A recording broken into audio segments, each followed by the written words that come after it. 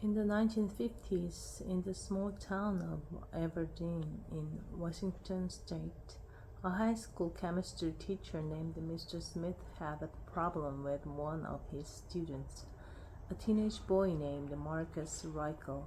He called in the boy's parents and explained sternly that he was doing something bad. Your son has a habit of daydreaming, he said. We all know this is one of the worst things you can do at school. 30 years later, their son helped to make a breakthrough on this very topic, one that Mr. Smith would not have approved of. Marcus became a prominent neuroscientist and won the Kavli Prize, a leading honor in the field.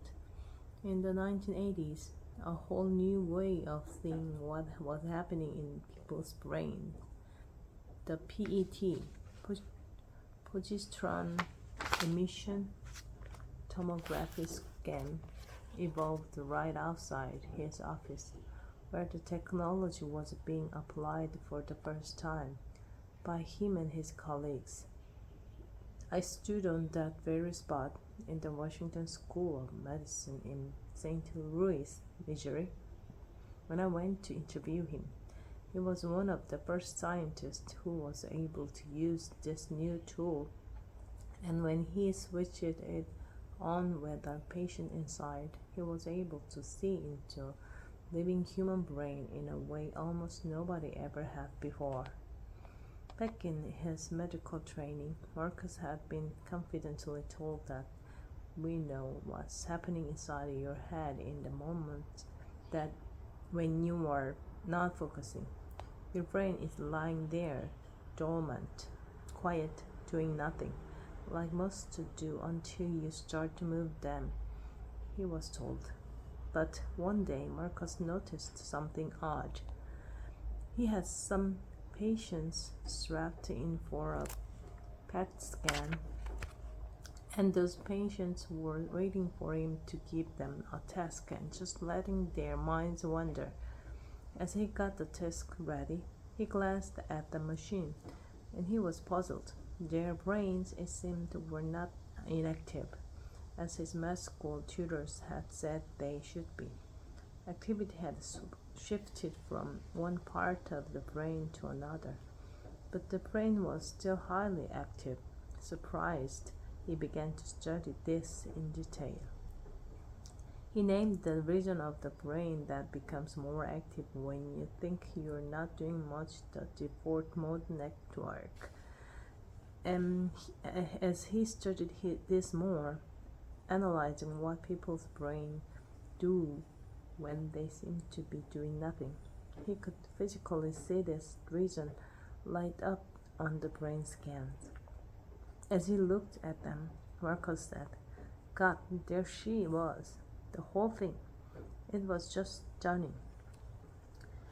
It was a paradigm shift in what scientists thought happens inside our brains, and it triggered an explosion of scientific research into dozens of topics all over the world. One of them was a sudden surge of interest in the science of mind wandering, asking what happens when our thoughts float freely without any immediate focus to anchor them. We can see something is happening, but what? As a debate developed over decades, some scientists came to think that the default mode network is the part of the brain that becomes most active during mind wandering, and others strongly disagreed. It's an ongoing debate, but Marcus' findings led to a rush of scientific research into why our minds wander at all and what benefits it might produce. To understand this better, I went to Montreal in Quebec to interview Nathan Sprang, who is a professor of neurology and neurosurgery at McGill University, and to York in England to interview Jonathan Smallwood, who is a professor of psychology at the university there.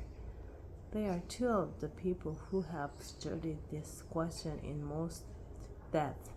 It is a relatively new field of science, so some of its basic ideas are still quite contested, and more will become clear in the coming decades. But in their dozens of scientific studies they had discovered, it seemed to me, three crucial things that are happening during mind wandering. Firstly, you are slowly making sense of the world. Jonathan gave me an example. When you read a book, as you are doing now, you obviously focus on the individual words and sentences, but there's always a little bit of your mind that is wandering. You are thinking about how these words relate to your own life. You are thinking about how these sentences relate to what I said in previous chapters. You are thinking about what I might say next. You are wondering if what I'm saying is full of contradictions or whether it will all come together in the end. Suddenly you picture a memory from your childhood or from what you saw in TV last week. You draw together the different parts of the book in order to make sense of the key theme. He said, "This isn't a flaw in your reading. This is reading. If you weren't letting your mind wander a little bit right now, you wouldn't really be reading this book in a way that would make sense to you. Having enough mental space to roam is essential for you to be able to understand a book. This isn't just true of reading, it is true of life. Some mind wandering is essential for things to make sense. If you couldn't do it, Jonathan told me, so many other things would go out with the window. He has found that the more you let your mind wander, the better you are at having organized personal goals, being creative, and making patient, long-term decisions. You will be able to do these things better if you let your mind drift and slowly, unconsciously make sense of your life. Secondly, when your mind wanders, it starts to make new connections between things, which often produces a solution to your problems. As Nathan put it to me, I think what's happening is that when there's unresolved issues, the brain tries to make things fit. If it's just given the space to do it. He gave me a famous example. The 19th century French mathematician Henri Poincaré was wrestling with one of the hardest problems in math, and he had narrowed his spotlight down onto every squiggle of it for ages, and he was getting nowhere. Then one day, when he was away on a trip, suddenly as he was stepping into a bus, the solution came to him in a flash. It was only when he turned off the spotlight of his focus and let his mind wander on its own that he could connect the pieces and finally answer the problem. In fact, when you look back over the history of science and engineering, many great breakthroughs don't happen during periods of focus. They happen during mind wandering. Creativity is not where you create some new things that's emerged from your brain, Nathan told me. It's a new association between two things that were already there. Mind wandering allows more extended trains of thought to unfold, which allows for more associations to be made. Henri Poincaré couldn't have come up with his solution if he had remained narrowly focused on the math problem he was trying to solve, or if he had been totally distracted. It took mind wandering to get him there. Thirdly, during mind wandering, your mind will, Nathan said, engage in mental time travel, where it roams over the past and tries to predict the future. Freed from the pressure of thinking narrowly about what's right in front of you, your mind will start to think about what might come next, and so it will help to prepare you for it. Up until I met these scientists, I thought the mind wondering what I was doing in Provincetown so much and so pleasurably was the opposite of attention, and that's why I felt guilty about doing it. I realized that I was wrong. It is actually a different form of attention, and a necessary one. Nathan told me that when we narrow our attention down into a spotlight to focus on one thing, that takes a certain amount of bandwidth, and when we turn off the spotlight, we still have the same bandwidth. It's just we can allocate more of those resources towards our other ways of thinking. So it's not like attention necessarily goes down, it just shifts to other crucial forms of thinking. This, I realized, is quite challenging to the whole way I had been raised to think about productivity. I feel instinctively like I've done a good hard day of work when I have been sitting at my laptop, spotlight focused on typing out words. At the end of it, I feel a little Puritan rush of pride at my productivity. Our whole culture is built around this belief. Your boss wants to see you sitting at your desk every hour of the day. This is what she thinks work is. This way of thinking is implanted in us from a very young age when, like Marcus Aurelius, we are told off at school for daydreaming. That's why on the days I spent simply wandering aimlessly on the beaches of Provincetown, I didn't feel productive. I thought I was slacking, being lazy, indulging myself. But Nathan, after studying all this, had found that to be productive, you can't aim simply to narrow your spotlight as much as possible. He said, I try to go for a walk every day and just let my mind kind of sort things out. I don't think our full conscious control of our thoughts is necessarily our most productive way of thinking. I think loose patterns of association can lead to unique insight. Marcus agreed. Focusing on what's right in front of you, he told me, gives you some of the raw material that has to be digested. But at some point, you need to stand back from that. You weren't. If we are just frantically running around focusing on the external world exclusively, we miss the opportunity to let the brain digest what's been going on.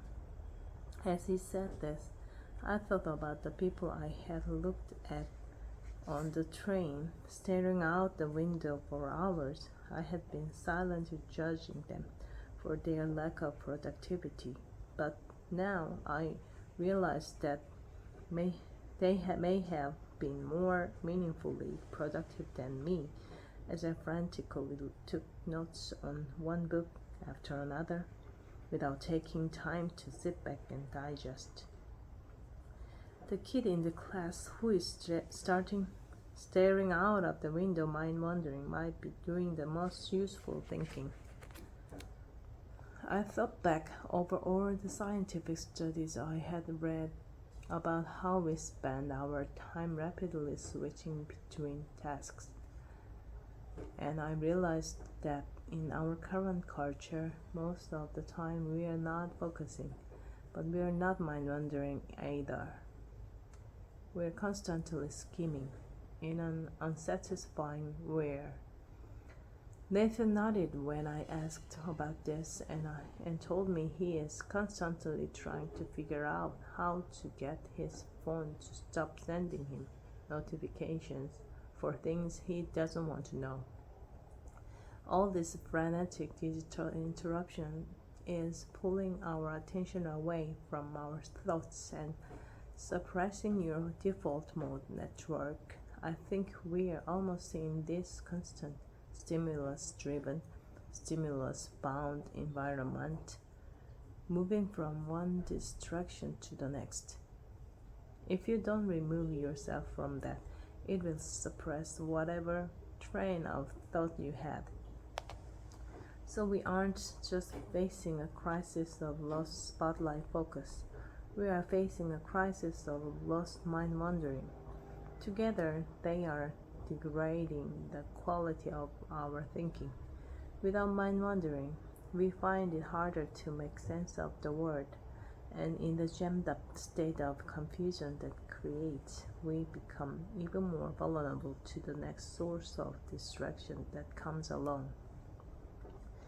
When I interviewed him, Marcus Abrico, who made the breakthrough that opened up this whole area of science, had just given up playing in a symphony orchestra at the age of 80. He was an oboe player, and his favorite piece of performance was Dvorak's Ninth Symphony. If you want to think about thinking itself, he told me, you should see it as like a symphony. You've got two violin sections, violas, cellos, basses, woodwinds, brass, percussion, but it operates as a whole. It has rhythms. You need space in your life for the spotlight of focus, but alone, it would be like a solo oboe player on a bare stage trying to play Beethoven. You need mind wandering to activate the other instruments and to make the sweetest music. I thought I had come to Provincetown to learn to focus. I realized that, in fact, I was learning to think, and that required much more than the spotlight of focus. On the long walks I try to go on now without any devices at all, I spend a lot of time reflecting on Marcus's metaphor. A few days ago, I wondered if it could be taken further. If thinking is like a symphony that requires all these different kinds of thought right now, the stage has been invaded. One of those heavy metal bands who bite the heads off bats and spit them at the audience has charged the stage, and they are standing in front of the orchestra, screaming. And yet, as I dug deeper into a researcher on mind wandering, I learned there is an exception to what I just explained, and it's a big one. In fact, it is one you have probably experienced. In 2010, the Harvard scientist Professor Dan Gilbert and Dr. Matthew Killingworth developed a web app to study how people feel when they do all sorts of everyday things, from commuting to watching TV to exercising. People would get random prompts from the app that would ask, "What are you doing now?" They would then be asked to rank how they felt. One of the things Dan and Matthew tracked was how often people found themselves mind wandering, and what they discovered was surprising, given everything I had just learned. In general, when people are mind wandering in our culture, they rank themselves as less happy than when they are doing almost any other activity. Even housework, for example, is associated with higher levels of happiness. They concluded a wandering mind is an unhappy mind. I thought about this a lot, given that mind wandering has been shown to have so many positive effects. Why does it so often make us feel bad? There is a reason for this. Mind wandering can easily descend into rumination. Most of us have had that feeling at some point or another. If you stop focusing and let your mind drift, you become jammed up with stressful thoughts. I thought back to my life at many points before Provincetown. When I was sitting on those trains, clocking in my own mind at the people who could sit staring out of the window while I manically worked and worked and worked. What was my mental state? Often I saw now I was loaded with stress and anxiety. Any attempt to relax my thinking would have let those bad feelings flood in. In Provincetown, by contrast, I had no stresses and I felt safe. So my mind wandering could float freely and do its positive work. In situations of low stress and safety, mind wandering will be a gift, a pleasure, a creative force. In situations of high stress of danger, mind wandering will be a torment. On the beach in the center of Provincetown, just off the long strip of Commercial Street, there is a comically large blue wooden chair that faces the ocean. It must be 8 feet tall, as if it is waiting for a giant. I would often sit on that chair, looking tiny as darkness fell, talking with people I had befriended around the town. Sometimes we would be silent and simply watch the light change. The light in Provincetown is unlike the light anywhere else I have ever been. You are on a thin, narrow sandbar in the middle of the ocean, and as you sit on that beach, you are facing east. The sun is setting behind you in the west, but its light is flowing forward onto the water in front of you and reflecting back into your face. You seem to be flooded with the waning light of 2 sunsets. I watched it with the people I met, and I felt radically open to them and to the sun and to the ocean. One day, about 10 weeks into my time in Provincetown, I was sitting alone in my friend Andrew's house with one of his dogs, Bowie, at my feet. I was reading a novel and occasionally looking out towards the ocean when I noticed that Andrew had left his laptop on a chair, open and glowing. On its screen there was an internet browser. It had no password. There was the World Wide Web glowing at me. You could look at the internet now. I thought to myself, you could look at anything you want. Your social media, your email, the news. The thought made me feel happy, and I made myself leave Andrew's house. But the clock kept running down, and before long I realized I had only 2 weeks left. I knew I had to go online to book a hotel for when I went back to Boston. In the Provincetown Library, there is a small bank of 6 computers that are open to the public. I had walked past them many times, and I always averted my gaze, as if they were a toilet stall somebody had accidentally left open. I logged on and booked the hotel in 2 minutes, and then opened my email. I thought I knew what was about to happen. I spend around half an hour a day dealing with email in my normal life, spread from morning to night, and sometimes it's drastically more. So I calculated that in the time I had been away, I had clocked up 35 hours worth of emails that I would now have to plow through over the next few months, scrambling to catch up. When I had gone away, I left an auto reply saying I was totally uncontactable. I didn't want it. I felt exhausted just thinking about it. But then something strange happened. I opened my inbox nervously and skimmed through my emails, and there was hardly anything there. In 2 hours, I had seen everything. The world had accepted my absence with a shrug. I realized that email breeds email, and if you just stop, it stops.